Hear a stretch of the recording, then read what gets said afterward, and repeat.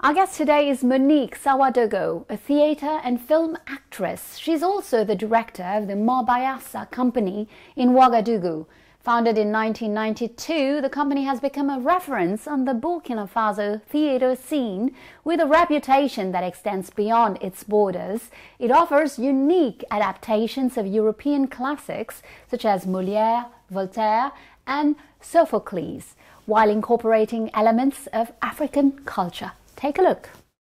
Monique Sawadogo, hello and welcome to Initiative Africa. Bonjour. You are an actress and the director of the Marbayassa company. Your most recent shows are Candide l'Africain, Antigone Immerses, and L'Avare et ses Calebasses. Why do you adapt plays by Voltaire, Sophocles or Molière? We adapt Molière, a lot of Molière's plays, because they speak to everyone. What happens in these plays raises awareness among people here in Europe. In Africa, it's universal. That's why we work a lot on Molière. Forced marriage is universal. Greedy people and dictators can be found everywhere, whether in homes or in politics. They exist. We need to draw people's attention to these realities and remind them that something must be done to change them. Each time you transform the titles with African references, what is special about your staging that gives an African touch to European plays? You have to understand that in Africa, we already have an oral culture, so we're used to storytelling, and we Africanize play. The difference is that performances can be more static here in Europe, whereas we are accustomed to moving around. We move a lot on stage. We have dance and music in our bodies, and our culture allows us to go anywhere on stage without much scenery. We become the set, the text, and the costumes. We keep the stage set up to a minimum. Do you transform the text? No. We do adaptation, re-adaptation, because these texts were written hundreds of years ago. We adapt them to today's world so that they speak to today's audience.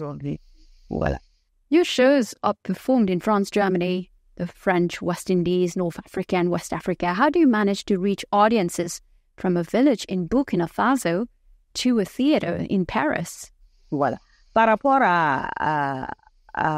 Regarding our shows, it must be noted that in Africa, we have a culture, and French is taught at school, so everything is presented in French. However, when we perform in rural areas, we can adjust the script to include 70% Maori language and 30% French to ensure everyone can understand. In Germany, for instance, we will perform in French with subtitles. Language is not a barrier for us. We want the audience to comprehend our message. The message behind the play seems to be very important to you. What kind of message are you trying to get through with L'Avare et ses Calebasses, for example, which is your latest creation? The idea of L'Avare came after COVID. Director Guy Giroux asked us, what can we do to make people laugh, to make people feel good? Because it was such a disaster, everyone was lost. He suggested L'Avare and I said, yeah, why not? L'Avare will make people laugh. It would bring people back to the theatre. Because people were at home. They weren't going out. Everyone was afraid of each other. That's where the idea of L'Avare, the miser, came from, to make people laugh, to bring them together again, to get them back on their feet, because that's what fear of the other is. It's chaos. Fear of the other creates chaos for everyone, so we had to bring people back to the theatre and put smiles on their faces.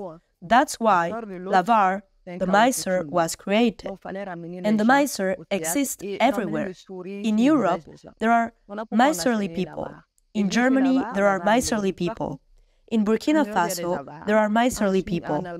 Everywhere, there are miserly people, and everyone knows one who, well, afterwards, it makes you laugh and heals your soul. On top of Lava et ses calebasses, you're currently performing another show called Contes sous le baobab. Why was it important for you to perform and export these tales? Given that in our culture we share through oral tradition, as I was saying, storytelling is very important in all our families. For me, for example, when I was very young until I grew up, every moonlit night, people of all ages would gather in the courtyard to listen to the elders tell stories.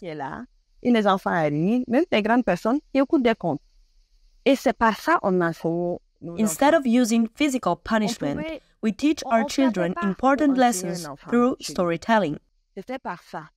Children learn valuable lessons that stay with them by hearing about different challenges and their outcomes. For example, the child doesn't forget. He doesn't forget. He records very well. And if one day he's faced with this thing, he'll say, "Oh, my grandmother or grandfather told me about that, so I shouldn't do it." And he'll be able to teach others who haven't had the chance to listen to stories.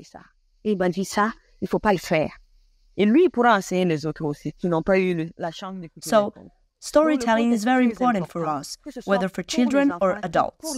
And then there are several types of stories, for nursery schools, primary schools, secondary schools, right through care homes. And what kind of perception do you get in countries less accustomed to storytelling? We organize workshops to teach children public speaking and storytelling. This helps many children who are not used to speaking publicly and are afraid to express themselves. We discover very intelligent children who were afraid to open up and gradually help them to do so. It's important for them to open up to the world and to other people. In terms of the text that you've adapted, would you like to work with Burkinabe authors in the future? Of course. In Burkina, there are so many theater groups, associations, and companies. Burkina is a country of culture.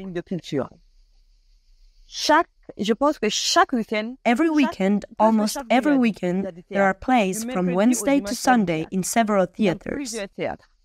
In our country, yes, we play a lot of Burkinabe, African and European authors. And at Marbayassa, we'll check with the director if there are possibilities. Yes, why not? We'll come back with a Burkinabe author. Monique, let's now talk about the artistic situation in Burkina Faso. The company was founded in 1992 and you joined in 2002. How has the theatre industry evolved since you joined?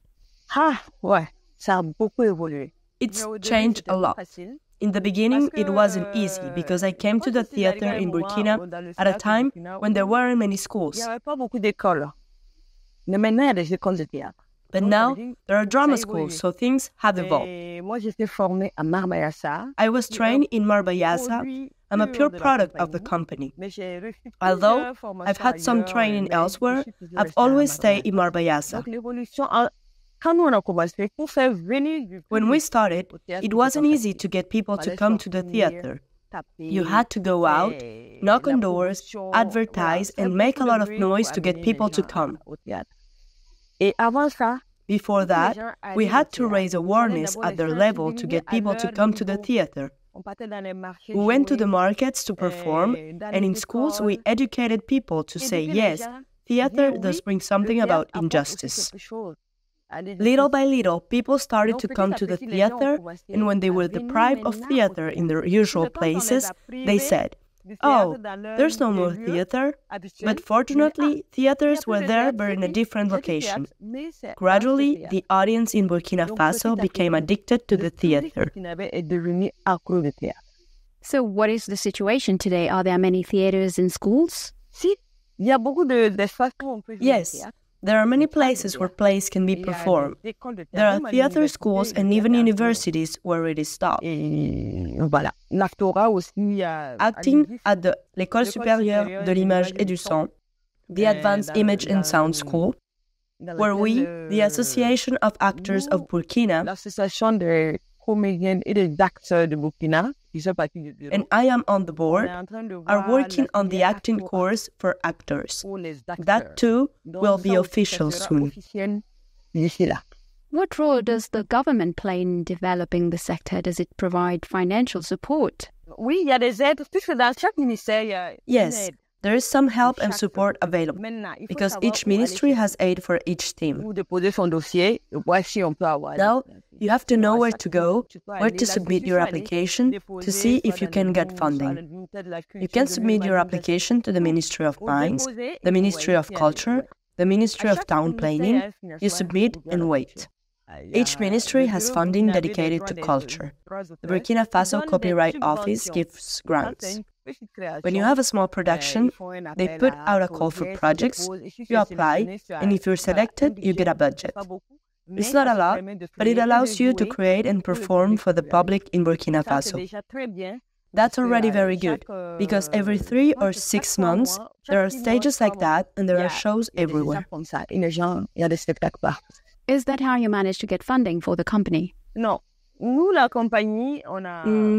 the company has, since 1995, we've been touring thanks to our own funds. We've worked with the director to create an operating cash flow in a money box that allows us to pay for plane tickets, to create shows, and when we tour, we always pay back what we owe in the money box. So we have an operating working capital. That's what keeps us moving. Given the political situation in Burkina Faso, can you create freely as an artist, or are there certain subjects that you avoid tackling? No, in Burkina, we create what we want. Because Antigone was already very political, but we put it on.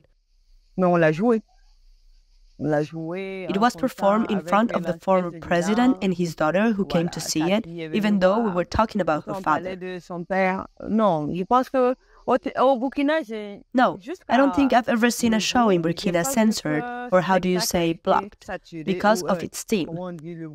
No, I haven't seen anything like that.